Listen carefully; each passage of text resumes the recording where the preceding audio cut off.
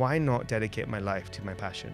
Me and my sister just huge beauty junkies, going to all the stores, not seeing an Indian hair brand, an Ayurvedic hair brand. You said you had the number for the CEO of Sephora and you didn't use it. I put myself in every person that we could interact with shoes. It feels forced. Day one, when you actually launched with Sephora, what was that like? Sephora day one was very interesting for us because it was day one of the pandemic. We were often pigeonholed at the initial part of like, oh, well, it's an Indian hair care brand for Indian people, right? We went into this meeting with Vogue and the editor was like, you guys did it. Was there anything specific that was like a really big nearly didn't make it moment or a struggle that you might have been through at any point? At that time, that was my reality. I remember even like, thinking about it. We printed 30,000 cartons and it had Lorem Ipsum written on it. And I have to, as a CEO, I can't raise my voice and get angry. I have to find a solution. Going from that kind of student to failing a second year was quite a wake-up call. My dad has worked so hard from literally coming from Uganda, Idi Amin time, exiled out, and then from £50 in his pocket, literally selling in Wembley Market to building his own company. Don't feel hesitant to DM a founder just because I've asked the right questions.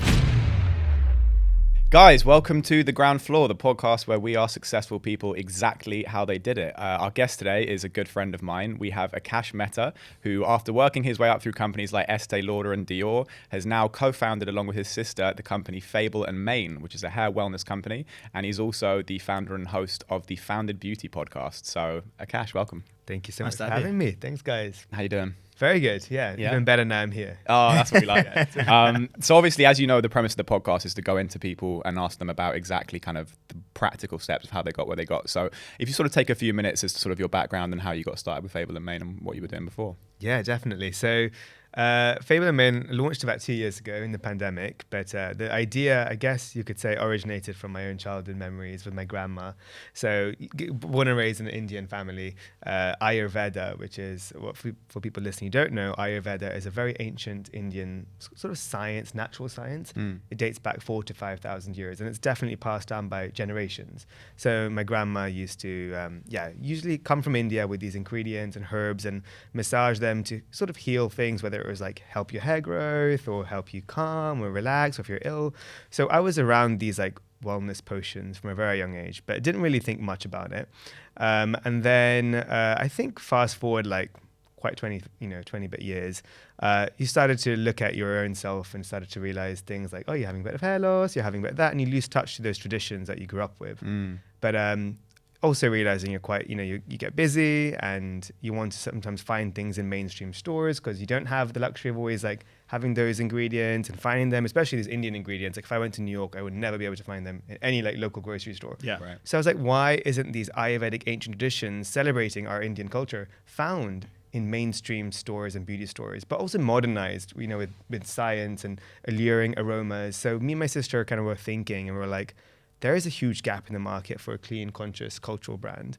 And we want it, but no one seems to be doing it. So let's do it in haircare. So that's how it started, the actual birth of Fable. But a little bit about my kind of career before that. I worked in beauty for quite a few years. So I worked at, as you said, at Dior, Estee Lauder. So I got to learn a lot, build my kind of, I guess, my inner street cred, right? I wanted to first make sure I felt like I knew the industry myself before I jumped into creating our own beauty brand. But I'm an engineer as well for 4 years. So that was a bit of a pivot, right? From engineering to beauty, but it worked out now.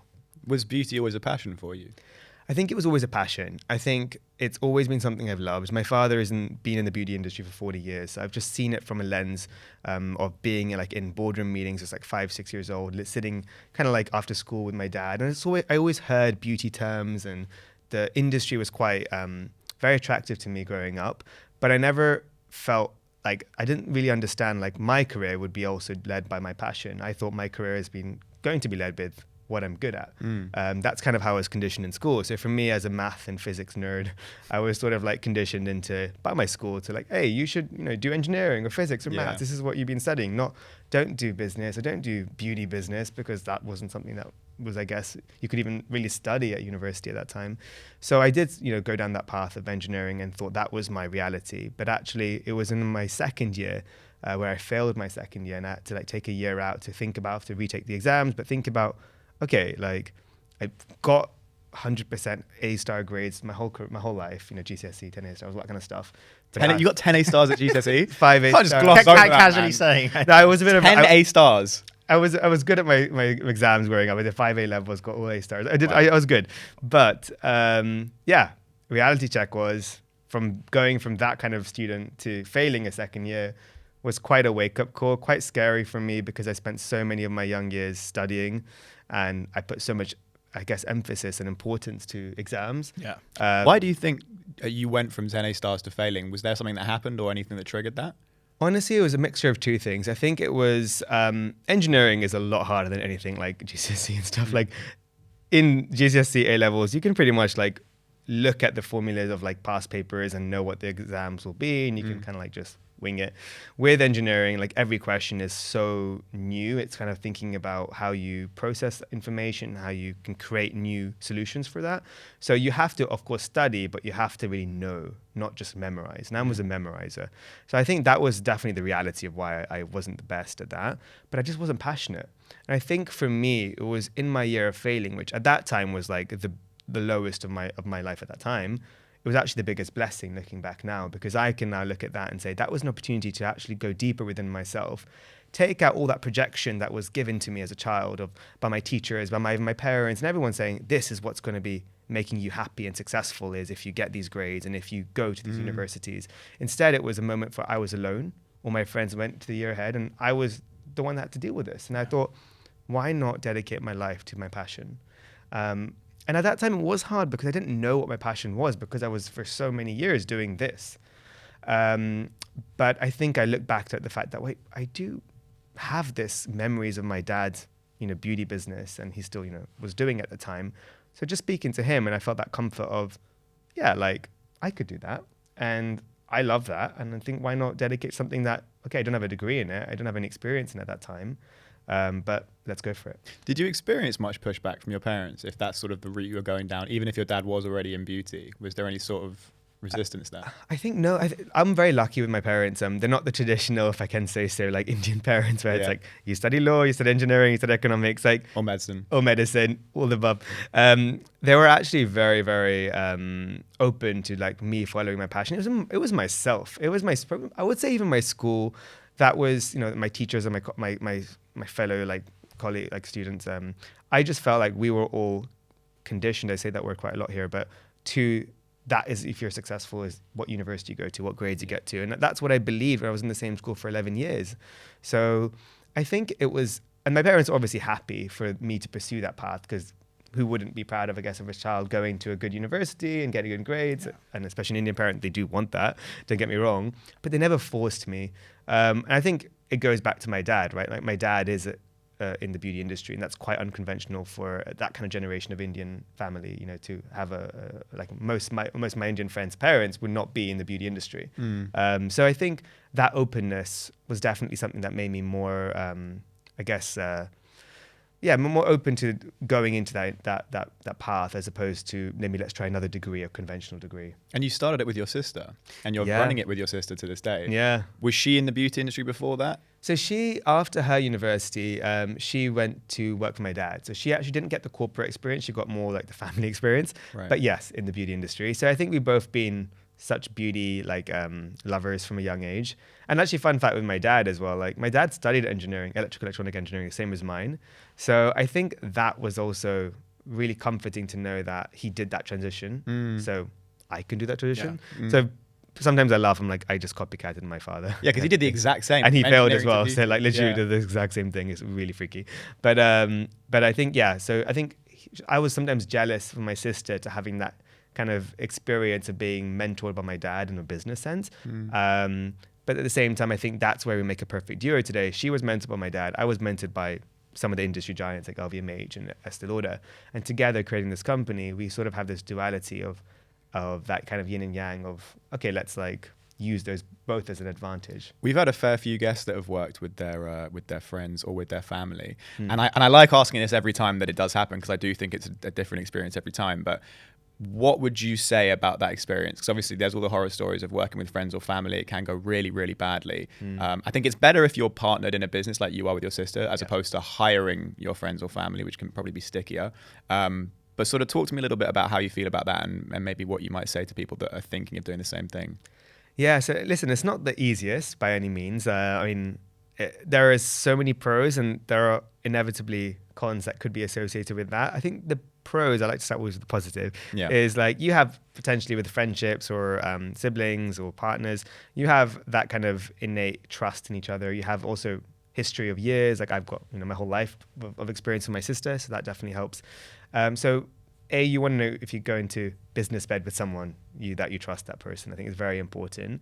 And number two, I think you have that open communication and potentially ways that you know a bit more about each other that you can probably adapt and probably make better judgments when it comes to certain business moves as well, because you know that person very well inside out. Do you sort of allocate different decisions based around your different areas of experience? Absolutely. I think like that's something like she's not much of a, like I'm more decisive, so I'm the one who ends up taking on the role of like the CEO and one that kind of approves everything, even her budget.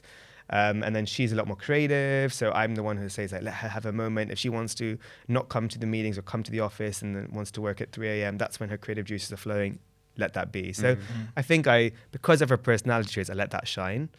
But going to the cons, I think like there are, you could probably get kind of short-tempered or like you can get heated quite quickly because of that kind of that lack of like, I guess, barriers of just like, I just want to tell you what it is. That's often when you fight with your siblings. So you have to make sure you have certain healthy barriers. You don't also spend too much time together because like say at Christmas, you don't even talk about business, like certain things like that. You have to set those moments apart. And I think also just make sure you don't, like you really understand like if something does go wrong with the business, that shouldn't hopefully affect your relationship as a sibling or as your loved one. And one way I really would recommend people when they're thinking about going into business with someone they know already is setting those ground rules from the beginning and not being shy to address that before you start. So I had this really uncomfortable conversation with my sister with a legal person attending where we talked about all the permutations of like what could go wrong, what could happen, like if she has a partner, if I have a partner, if that person coerces or changes our mind and wants you to like do something, or if one of us wants to sell the business earlier than the other, like all this stuff. We had to like literally brainstorm all of those potential outcomes and make safety nets for the business, not for our own egos, but for what's healthiest for that. Because at the end of the day, very quickly, like now with Fable Mane, it's no longer me and my sister's business. It's so many stakeholders' business. It's my team that's growing every day. It's my customers. It's my retailers. And I have to protect all of them. At the beginning, sorry, go on. I was going to say at the beginning, obviously you mentioned your grandmother, that was the influence and she was the one that was kind of making all these potions and remedies and things like that. When you first had the idea to start, was it a case where you went to your grandmother and said, right, we're looking to do this. Can you give us the recipe? Did she make the first batch? Like how did the first sort of origin of it come about? No, it's a really good question. So actually, and one big factor that I think I should mention that kind of inspired the brand is, so unfortunately both my grandparents. Well, one of my grandpas passed away before I was born. The other one was quite young. So both my grandmas were very close to me growing up. And then unfortunately both of them passed away while I was at Dior. So in a very similar moment of time. So it was actually one of the reasons why we created Fable Mane was as a homage to them and their story, their legacy. So unfortunately, none of them know that we've done this in their name and in their reign. So it's quite like, that's a bit sad. But at the same time, those memories are so strong that they really do influence the brand's creation. And then of course we do have certain elements of like, we have like certain written recipes that she's done and she's passed down. Like, we've inherited all these little like trinkets that have got a lot of these potions. So when you go on our website, you'll see like that's like my grandma's turmeric chai recipe, and this is the hair oil formula that she uses plus some new things. So it's always inspired by my grandma, and I think that's what people can feel when experiencing the brand. Love that. Absolutely love that. So the first product, the first iteration, you come up with it with your sister? Do you approach sort of a team of scientists? Because I think, I'm sure there's a lot of people. I mean, I've even spoken to people in the past where they're thinking of making a little sort of hair solution or a little oil solution. And, they'll put it in their own little bottles and they'll give it to their friends or family, kind of like everyone, I think, has those kind of home remedies. Definitely. How do you take it from kind of bedroom to boardroom, in that way? Like so the first thing. I'll say there's a couple of things here, and anyone listening as well thinking about creating a beauty brand, potentially these are some useful kind of anecdotes and facts. So definitely, like I think around 7-8 years ago, even like 5 years ago, a lot of the beauty brand founders I interview in my podcast, a lot of them have started in that sort of like garage.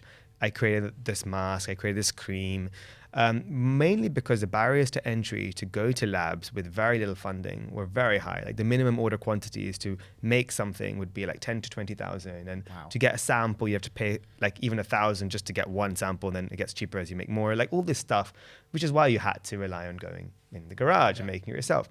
For us, of course, there was a mixture of that where we were building these kind of recipes in the kitchen, because that's Ayurveda. It's really, really about less is more. But at the same time, this is in 2019, 2018, there were a lot more labs coming into the mix that were open to these sort of new indie brands that would have high potential, and they would want to get them in early. So they would potentially decide to like even give you formulas without any upfront costs, with the hope or letter of intent that if you like it, you then stick with us. And if you start dangling carrots, like I think Sephora is interested in us and stuff, they even want to go further, and they'll give you a team. So you don't have to invest so much more. So we did actually start quite quickly with certain labs because the barriers to entry have now been lower. And that helps a lot, because you have to think about, yes, you have an amazing formulas you can make in the kitchen, but when it comes to actually creating products that will last on the shelf, you have to have all these elements that you won't have access to, and you're not a chemist by any means.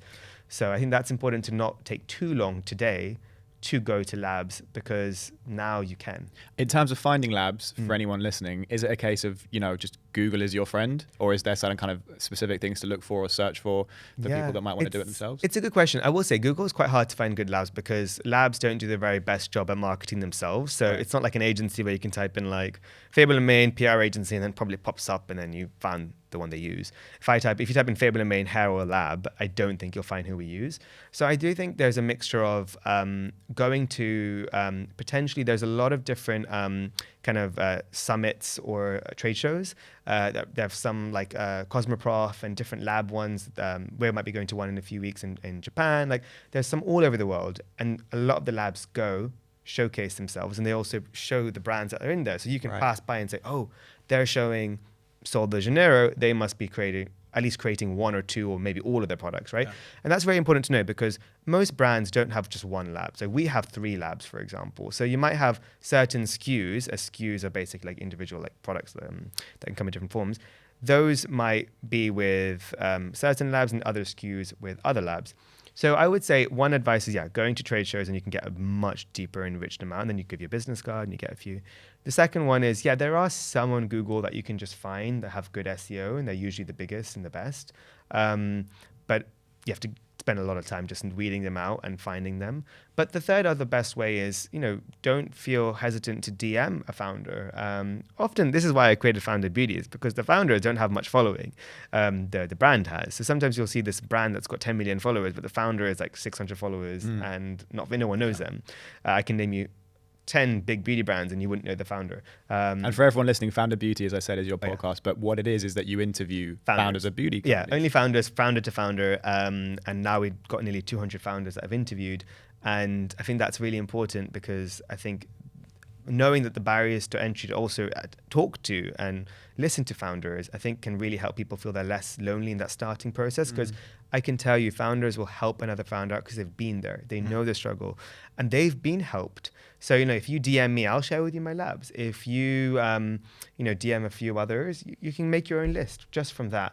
And otherwise, there are other ways to, they don't reply to a DM, go to some summits and listen to them, pay $100 to speak, to listen at a beauty summit, and after go grab them, right? But so there is a lot of ways that people can actually realize that, is in their reach. Grassroots it. Yeah. And what criteria were you sort of looking at when you actually decided which labs to go with? It's a great question. I think for me, it was a mixture of a couple of things. One is the type of lab and their kind of history of clients. I think one is to make sure they have a really good rapport of great clients, great work, because that's important. Yeah. So I wasn't listening. Like a brand, there's also labs that are startups and labs that are like beasts, right? And sometimes the startups are a bit riskier. The beasts are maybe even riskier, because they have so many clients, and a little fish like you might not be taken attention of. So And probably more expensive, right? and more expensive, or even less because they've got economies of scale, right? They've got all the machines. So there are different, there's all these options to think about. I think it was about finding a medium-sized business, a lab that, we could work with that would have a good attention to, but at the same time, we would have ability to grow. Because if you go with a small one, you don't want to change your lab within like 6 months if your brand has gone from this to this. So like with Fable, we grew so quickly, and thank God, like my lab could go from 5,000 units to 100,000 units within that same 6 months. Whereas some other labs might be like, listen, we don't even have a run or a line that can do that. And for people to understand how a lab is sort of positioned, you have lines. So lines are basically assembly units, and they're quite like, you can just imagine this like cardboard, imagine like this like big like warehouse, empty warehouse.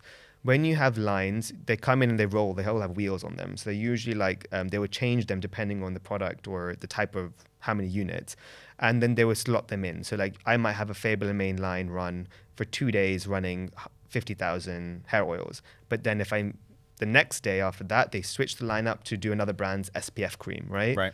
Because labs have to have multiple brands. Yeah. Certain brands that are so powerful will have their own line always running. So that's just their line. Certain brands, will only be able to get one slot at the lab's disposal because they will prioritize other brands. But if you miss something, like it happens a lot, like you are responsible for certain things. So there's different ways to work with a lab. You can do full turnkey, partial turnkey. And what turnkey means is like, how much of the whole process do they do for you? So full turnkey basically means you basically have the lab doing everything for you. They will order the components, find the packaging, do everything, and they'll just add that little extra amount to each unit. So instead of paying 39 pence for a unit, they charge you 50 pence, and that's like their markup per unit. But they handle everything. You could do partial turnkey, so part they will help and part you do. So that means you've got to provide certain things, because you might say, you know what, they have preferred suppliers of bottle glasses and they're only quoting me this, but I've seen this amazing supplier from a trade show I went to. They don't want to work with them because that's not how this lab works. But I want to say, look, I found this bottle I love. It's at a great price and it's cheaper for me because I'm buying it from the source. I want to give it to you. So I want to do partial turnkey. So you've got to use my oil bottles, but you do the rest. So you can still supply them stuff. You can still supply it. But the issue with that comes, there's so much in there where you could be like, if you're a day late to when they need it by, and they're gonna say, well, we've given your slot to someone else. And then the next available slot is in 3 months. Okay. But then what can happen is your ingredients have expired and this and that. So it can be a lot of logistical work working with a lab. In terms of the finance side of things, so down to the sort of nitty gritty, how much did you start with, and how much was that allocated to which sector? And what was that? Was that sort of savings from your career in beauty? Was that sort of family loan, business loan? So I didn't have a typical business plan, which is probably not the best, but at the same time, like, It's worked out. I wouldn't go back and change it because this is sort of like startup, like if I felt it, I felt it. And I didn't really know. So, you don't know how fast you will grow. So even what you create in your first year, if I based it on my 10,000 units, then I would have only projected this amount of sales and business and funding. But thank God I kept it a bit like skeleton, because when we went viral on TikTok after 3 months, I had to change the whole model and raise fundraise with my family a bit more. So what we did is, Fable Mane is fully self-funded. That's number one. It's funded by, my father is funding it. And this has been a big blessing for us because we can have this ability to not go out and raise investment and instead just rely on that. And also, like, my dad has worked so hard from literally coming from Uganda, Idi Amin time, exiled out, and then from £50 in his pocket, literally selling in Wembley Market, to building his own company. He's worked so hard for it. I think he's still instilled that hard work and discipline. So it's not like we've got this open check from him. We still have to prove to him what we're spending, how we're getting it back. These are all loans at the end of the day. But at the end of the day, I prefer trusting in my dad to get loaned in a bank or an investor where I give a chunk of the company away. So I've managed to do this. And this but just before you go on there, because I think that's an important point. Yeah. If someone, obviously a lot of people won't be in that kind of situation where they're fortunate enough to have that. If they don't have that, would you recommend, for something like beauty, going the investor route? Would you recommend the bank route or sort of saving and doing it yourself? So beauty is sort of weirder and weirder each year. It changes. More or less, like, this is just like a very basic rule book that I've spoken to so many founders I know roughly. To start a beauty brand, like, you need at least £300,000. It sounds like weird, but like, generally speaking, there's a website cost, there's initial units, there's initial marketing, all that stuff, maybe 1 or 2 team. This is minimum. But then if you do well and you have a strong retail partner, even if it's just one, and depending on what your brand is, it could be like a Whole Foods brand, it could be like a Selfridges or a Sephora brand, you then need to potentially have more capital to scale. And then that means more sampling, more units and this and that. So sometimes you could even need 1 or 1.5 million to start a good beauty brand today that's here to stand. So of course, that means significant capital raising. High barrier to entry. So there is that. Yeah, exactly. Now, there are different ways to do it. You could create a brand very small, just have and sell out every 3 months and keep on fundraising it. There's even other models. Like one of my friends has got a beauty brand that is a dropship model. So it's sort of like Kickstarter. Like you basically have every brand pays up front and then you make exactly what's needed and they wait 6 months because they're willing to wait and then you deliver the product. And that's sort of like a more even sustainable way. So there is many different ways, don't get me wrong, but on an average term, this is sort of like the typical rule book I've been seeing as an average.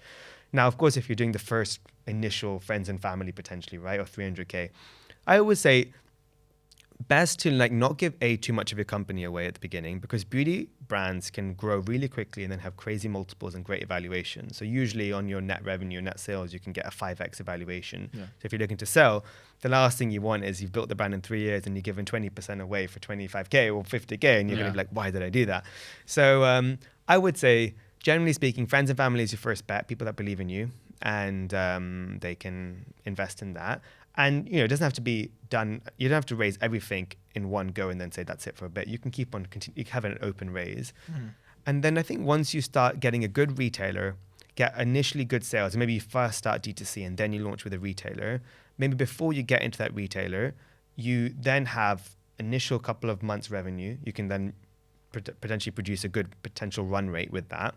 You can then also say, look, I've got this evaluation now, which is a 10x or 8x, because I believe now with the potential Sephora, the potential retailer, we're going to grow even more.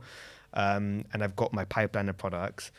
You could probably then raise your proper full round, but not give so much away because you can probably then even give it. Like I've invested in a lot of beauty brands that have only done 3 months of revenue and they're evaluating them sometimes at 20 million, 25 million. Oh, wow. So it's possible, right? With just 2-3 months of revenue. Wow. In terms of retailers, because obviously you're in Selfridges, Fable Mane's in Selfridges. I think to the average person, and even to me, I have no idea, how does it work, for you to have a product that you've made to now be in a shop, a physical place like Selfridges that everyone knows? How does that work? So retail is very interesting. There are different forms of retail, right? You have e-retail and physical retail. E-retail is online. It's a lot more easier. Usually the time for a brand to go online is shorter period, a couple of months, and they can set you up. They just make the product page and they get you the whole products in the warehouse and it's done.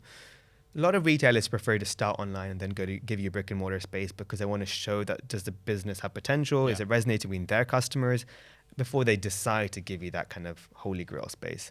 But sometimes you can launch both in hand. Sometimes if you are also launching exclusively with that retailer, you should negotiate to do that because it's like sort of your main hit into that company. So we launched with Sephora in the US day one, in store and online. And we were kind of in the kitchen with them, which is sort of like we built it with them for about 6-7 months. And then they felt it was like a Fable Mane was a Sephora baby. So we could negotiate like 300 stores at launch and this and that. And how did that relationship come about with Sephora? So that's a really good one as well, because that, again, everything is always possible without you realizing like, yes, you can have connection stuff. And I had the connection of the CEO of Sephora. I had an email from my CEO of Dior. I did not use it. Instead, we just LinkedIn messaged a junior hair merchant with the concept and a very, very, very basic brand book, not even a sample at that time. They were like, we love this concept. We haven't got an Indian hair brand. When can you come to San Francisco to present it in a bit more detail? And we were like, we can come like in a week. We're coming. Like we didn't actually like, we just booked it straight away. We were like, we're already there. So we literally went straight away and we presented it a bit more in detailed. And then they were like, we love it. Come back in a few months when you've got a sample. We'll bring the wider team in. We did that. Then we went to the labs, going back to that 360, went to the labs, said, hey, Sephora's interested. Like, can you work with us? They were like, sure, but this is very exciting. Because, you show them that receipt of that email.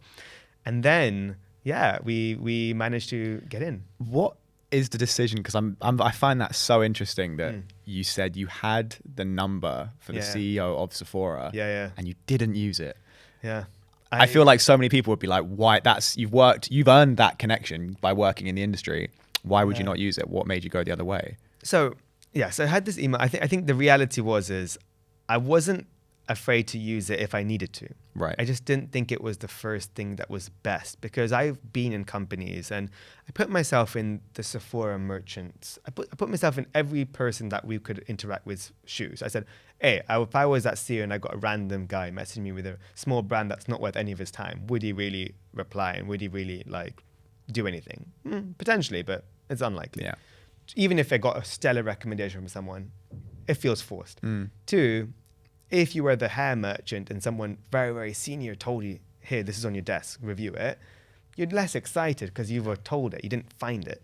So I thought, and having worked my way up, I was an intern and junior manager, I've worked my way up in these companies, I've been at all the levels. I felt like if I was in that position, I wouldn't appreciate that. So I thought, let's at least give it a go. If there's no reply, we'll try another avenue. If there's no reply, try one more avenue. And then eventually there is this safety blanket of this email that we could pursue.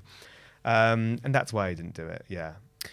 Out of the 300K that you think is sort of the minimum to start with, what's the split between product, branding, marketing budget? And in terms of marketing, what marketing avenues were you using? So going back to also the finance question. So generally speaking, as a rule of thumb, you should have your marketing budget should be roughly 20% of your revenue forecast. So let's say you intend to do $1 million, you should be spending, like in beauty, this is the average standard, you should spend 200K on marketing. Right. Try not to do 20, 30% sometimes, but if you're in high growth, but don't do too much more. I've seen brands do like 70, 50% because they just want to get a lot of revenue and then exit in a year or two. But if you're starting, no. So that's like one easy way. So let's say I intend with the 300K to make $1 million. I think 200K is quite a lot at that point. So maybe 300K doesn't do that. At the beginning though, like when you're doing the initial first amount, I think a lot of that is quite these one fixed costs that usually you won't need to do that much again. Right. Meaning those fixed costs would be a website cost that, will be a big investment first, but it's done. It might be certain like recruitment costs, fees, hire some people. Yeah. It might be your office space first. So certain things, the first samples and trademark costs, legal costs, all those stuff are important. Like you might need to get your brand registered by all these different countries. But then once it's done, you're solid for a while. So then I think of that 300K, maybe there is like, I would spend, I can tell you like, I am an engineer and coder as well, albeit a failed one, I still know some stuff. So I did code and build the first website while I was in Africa on a safari with 4G. Oh, wow. I was building it because we realized a Vogue article was going out in 2 days earlier before I launched and our website wasn't live and I was like coding. I have a photo coding with 4G hotspot. Surprisingly good 4G hotspot in the Mara. Out of interest, by the way, why did you decide to do that as opposed to using like a builder like Shopify or Squarespace? I think save costs and not fully save costs, but we did use certain platforms, don't get me wrong, but I was doing a lot more of the kind of build on that. Right. But it was mainly, to save costs, but also just because I just felt I could do it and like, why not? Like, and I at that time, there's too much stuff I've done which doesn't make sense for the podcast, but I did have an agency at the time. Okay. When I left Dior, they wanted me to continue working for them. So I built an agency where I started doing work for like L'Oreal, Dior, LVMH, Puig, a lot of big brands. And I was even, some of my clients I was building websites for, so I was doing it on the side. So I kind of felt like that was something that I wanted to do. And that website did great. It gave us, it gave us good revenue. And then later I could afford a 6-figure website when the business started deserving it. So you might need to do it in a year or two, another website, because there will be some nicks and knacks that you need to improve. But generally, you could spend like 15 to 20K or even 25K on a first website, and that would be solid. What do you get for a 6-figure website that you don't get for a 15, 20K website? It's mainly the design. Because a lot of the advertising of companies like Squarespace or Shopify is that, for 10, 20, 30 quid a month, you can have a full-scale professional website. Template. So what's the difference between that and then a 15, 20K one and then a 6-figure one? So those tiers. 15, 20K is really more basic for the back end, the integrations, to your warehouse, that's a lot more work and needed. Like I need to have, like for example, there's so many, not for this, and how I went on and on about labs, there's so much more I'm not going to do now about websites, but like if I'm in the US, I have to do my tax filing per state, so I need a plugin for that called like Avalara.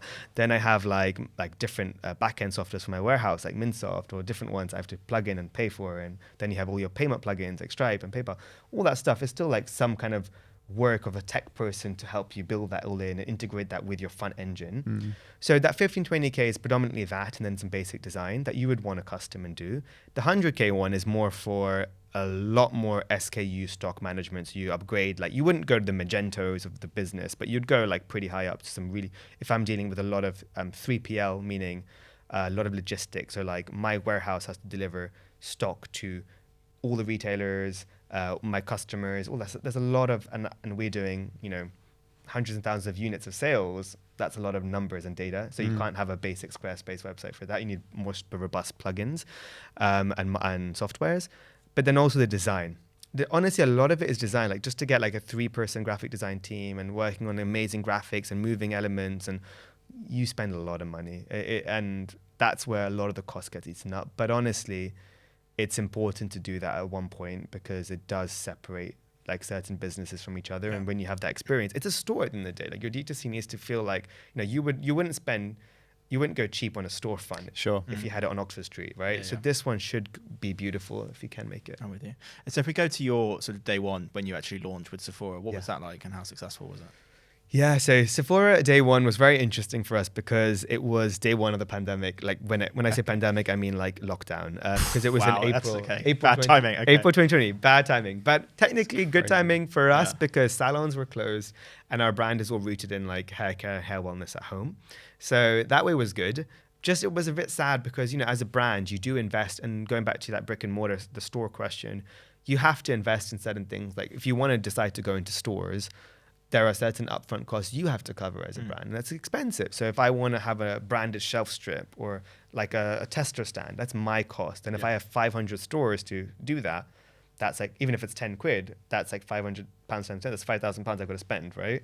So at the initial part, we had some initial cost for our stores, and then all the stores were closed, and I was like, okay, great. So that kind of is redundant. Did you think, by the way, just quickly, did you think about a decision to maybe hold back if it was in the middle? I mean, because launching in the pandemic is crazy. Bearing in mind, we were signing 6 to 8 months before, and then we sent the stock 6 weeks. You got to send your stock like at least 6 weeks before due date, and then all that stuff. So we were already sending our stock in December. And there was no talks of pandemic then. And Jan, then Feb, and then if you really remember that time, like Feb, March, people still weren't sure. It was only really suddenly where people were like, hang on, we're really it came very everything. quickly. And there's like, stores closing tomorrow. So there wasn't any sense of like opportunity to even change anything. And also everyone was in the same boat. So every beauty brand was suffering that.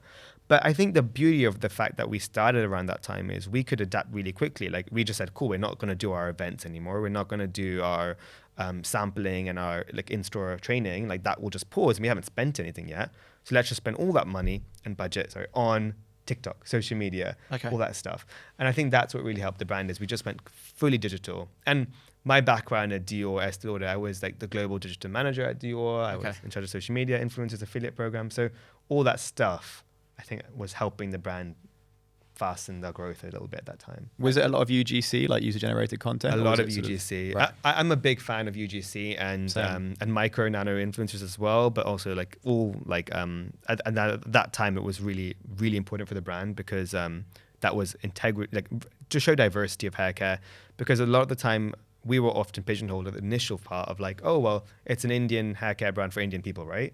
And we were like educating our retailers and people that are introducing to the brand, like, no, like, it's not. Like, that's why we chose models of all ethnicities and hair diversity. But again, like, you want to have real authentic feedback and testimonials that it works for people, and you want to visually see it. So I think that's where UGC was really important, because as a young startup, you can afford to do a lot more UGC with a lot of variety and diversity of people, as opposed to like spend all your budget on that one influencer that's going to cost you like all your marketing spend in the first quarter. One thing I actually just wanted to touch on, which is going right back to the start almost. What actually gave you the confidence to, I suppose, realize that there was a gap in the market and a demand for your product before you invested a significant amount of capital into the business? What sort of market research did you do? So I think there was a mixture of, the market research was quite interesting. Market research was a mix of me and my sister, just huge beauty junkies, going to all the stores and not seeing an Indian hair brand, an Ayurvedic hair brand. And that was in these Sephora stores, for example. So I think we knew we had a gap in the market and an appetite, because there wasn't anything anyone doing it. So we are the first Ayurvedic and Indian hair brand ever at Sephora, which is pretty cool. Wow. Okay. But also, everyone we were interacting with, our first interview exclusive with Vogue, they were like, I remember so vividly going to in one World Trade Center. We went into this meeting with Vogue, and the editor was like, "You guys did it. I've been telling all my friends, we're waiting for this, and you guys have done it." And that was the moment where I started realizing, I think we've got something. This person speaks to all the editors and all the beauty. Yeah, that's a big compliment. And I think the retailers, look how quick it was for Sephora to say yes. Like all those stuff felt like, and even like our graphic design and all these people were excited. I felt there was something there. That was a confident booster, was the excitement from others. And I think market research wise, that's important. You can have an amazing idea, but then to execute and to do it smartly, you have to have other levers you think about. So things like, okay, are we doing the right price point? That was where we had similar, like clean hair care, clean luxury beauty, prestige hair care. Looking at all our benchmarks there, we narrowed down a few, and we kind of then did a little bit of market research where we did some polls. We did go to people, and even with our samples, we did send it to a lot of people to try. Yeah. And that just gives you more confidence in those results. Yeah. Where did the name come from? Yeah, so Fable Mane came from, again, throw back to my grandma, and when growing up at home, while she would massage our hair, me and my sister, with a lot of these oils, she would read us stories. Right. Because often you got to let these oils seep in, and it's very, very, very important for a massage to be done, because when you stimulate your blood circulation through the act of the massage, you're increasing the anagen phase of the hair cycle, which is the hair growth phase, which delivers all the essential oxygen and nutrients. So you can have an amazing product that has no silicones, it gets all the benefits in, but without the massage, you're not really getting that blood rush. So Indian head massage, hair oiling, while storytelling, because you were doing it for 20 minutes, 30 minutes, Fable and Mane, story and hair. Yeah. And then Mane also, and then the reason why we have a tiger. Yeah, Fable and Mane. I can't believe I only just realized. Yeah. I've known you for ages and I've never thought about that. And then the reason for the That's tiger, great. and then also another nod to the main element, is we have a fund called the Fable Fund. So beyond formulating responsibly, we also are committed to helping wildlife conservation. So specifically big cats, and tigers being the most majestic, amazing animal of India. So we have this fund, the Fable Fund, to help, and therefore we wanted that main element to be very important as well. I love that. Yeah. I love that. I'm very big on animal welfare. So that's a really big thing. Nice. I wanted to touch on what maybe sort of some of the harder points were. Was there anything specific that was like a really big sort of nearly didn't make it moment, or a struggle that you might have been through at any point? More struggles than successes, I will say. I would say there hasn't been one like, oh my God, I'm like in tears, I can't breathe, like nothing so tragic, touch wood. But I will say there's been so many drawbacks. Like I can name like so many, but like to name a few, like we printed 30,000 cartons and it had Lorem Ipsum written on it, and then we're like, what the hell? Okay. And then I have to I get told that, and when we're about to go in our assembly line, and they're like, if you don't get the cartons by a day, forget the Lorem Ipsum, 30,000 cartons that's gone wasted, I might miss my production run now. Wait, because that's a monumental mistake. Someone left the stock text on the carton. It was just like right over it. Like, but you have to remember, like we're all human. So I have to, as a CEO, I can't raise my voice and get angry. I have to find a solution. So I listened to that, and I'm like, my first response wasn't, who did it? Why? How do we do this? I want money back. It was, okay, let's just use those cartons and make an amazing installation. Let's use them for discounted products, and we'll just explain it for D2C only. Let's make another one. How quickly can we do it? That's what you have to do. That kind of skill set, do you reckon that's something that you've had to teach yourself whilst being CEO? Definitely. Or have you always been quite calm and collected? No, I think I had to teach it myself, but I think how I've done it is my first main interaction with a failure was that year of university. And I think that, I was in tears. I was really like in dark moments. And there was a moment where at that time, that was my reality. I remember even like, thinking about it. It was a very rare, very rare moment for me to go that deep into myself. But I was like, that's all I knew. I spent my whole school years after school at 6 p.m. going to tuition. Saturday, 2 hours in the morning, tuition. Sunday, 2 hours in the morning, tuition to get my A stars. And then being the only one out of all my friends failing, and everyone goes the year ahead. And second year, I was like, what is it like? Like I'm done, right? Which I think also, by the way, credit to you, because I think a lot of people, I wasn't very academic in school. I kind of was able to get by up to a certain point just by being like myself. But then after a while, it was like, you have to study to get through. And I think a lot of people will hear that someone got 10 A stars and be like, oh yeah, but he was probably just like a super smart kid and was really like 2 hours before school and 2 hours after school. After a whole school mainly day. just after school, but yeah, on weekends as well. But well, that's still a lot. That's still a lot. Over-regular, like I wouldn't do before. Yeah. But generally speaking, it was because I think I remember like when I was 8 years old, I was in school and I was like, I'm not that smart. Like I wasn't getting things. So I said like, I went to mum and I was like, I'm not that good. Like, how do I get better? And she's like, okay, I'll put you in extra tuition. And then I just got better from the extra help. And then I got my grades. But yeah, so like, you know, failing then and having myself to realize, actually, this could, like I can decide to make this like armor building. Like I'm gonna get stronger. Like how do I change my mindset to be like, this is so uncomfortable. This is so scary. This is so like sad. But actually, this could be an opportunity. Because why shouldn't I make my mind believe this is an opportunity to, you know, make this an advantage, to make this a lesson, and hopefully come out stronger in it. That is what we all want. And we all know anyway, with time you heal.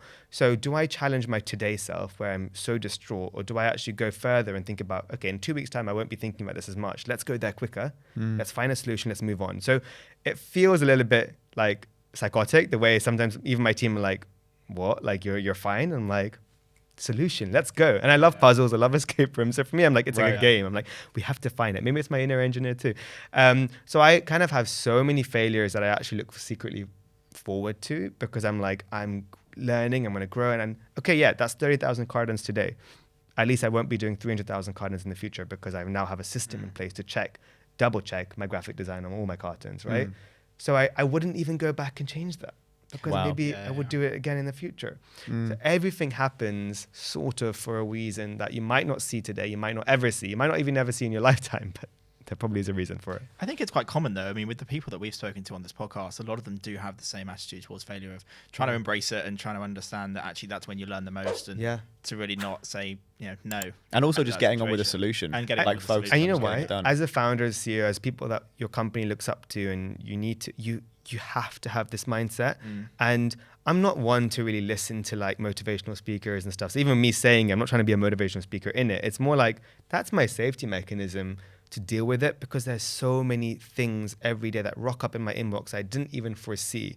And if I don't have that attitude and that protective mechanism on myself, I will not survive as a founder. Like I cannot. Like I need to train my brain to adapt and think of it like as a solution mechanism, not as a, oh my God, giving up mechanism. It's funny, I feel like I've experienced that in the past few weeks. Obviously, we only launched fairly recently, and I think even experiencing that, I felt the same thing of like when things have cropped up, they're unexpected. It's like, okay, you take 5 seconds of being like, what the hell is this? But then immediately it's like, okay, let's just get on with it and find a way to fix it. Yeah. Was there a specific, I'm sure this is different for everyone, but was there a specific, when starting, area that was maybe more troublesome or harder to get over the hump than others? So was it like product formulation or marketing or getting the branding right, or, you know, that kind of thing? So I think, okay, generally speaking, with anyone's creating something, the areas you'll find the most trouble is areas you have the lack of expertise in or experience in. So things like team and in co-foundership is so important, because you can tag team on that. So for me, like I would have normally felt very, very lacking in that kind of formula and lab and product area. That's not my speciality. But my sister is the genius behind it. She's the one who's created all the products. And I can actually feel like, okay, I don't have to worry about that. Yeah. She's got that. So at the beginning, I think the hardest part was the areas that I think we didn't have enough team in. Maybe we couldn't afford one yet, or we just didn't prioritize it enough. So things like finance, legal, those things are a little bit trickier, because you would get like very early like a trademark infringement, this and that, and you're like, oh my God, how do I deal with this? I don't know how to read T's and C's properly. Like, am I doing it right? And you didn't really want to swallow like a $10,000 legal lawyer fee. So you're like, I'll figure it out myself. And yeah, that was harder at that time. But now, like, you know, I can afford those people and those areas. But I will say, like, at the beginning, like, there is importance of investing in anything that you feel you don't have expertise. It's probably worth an investment. But as long as you spend time listening and learning with that, wherever, if it's a consultant, if it's a full-time employee. So I sat down with my CFO who joined a bit later, and I was like, I act as if I understand a P&L. I have no freaking clue. Walk them through every single line and teach me.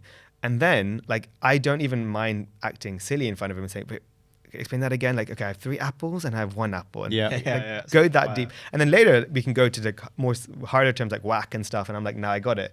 And now I could probably do a course in finance and like in accountancy. And do all right. Just because I've asked the right questions. Such a big believer in that. And that's even worth that investment. We pay to go to university. Why not, like, you're paying this person to work for the company, but why not learn from them too? Completely. And I think ego gets in the way so much of that, which is that like, oh, I don't think I'm stupid. And it's like, no, ask a million questions if you have to. I think that's so important. And make time to ask it. It's very important. People go like, I'm too busy with other stuff. Like, no, you have time to ask and listen. Like now, like I've even put in the amount of times I've heard people talk about graphic design. I've said to my graphic designers, you have 2 now full time. I said, I want everyone in the room once a week, and you're going to do an Adobe Photoshop Illustrator course, like for everyone, and teach us all. Like, wow. And that's things where also it's like a perk, right, for anyone working in my company. They can learn from each other.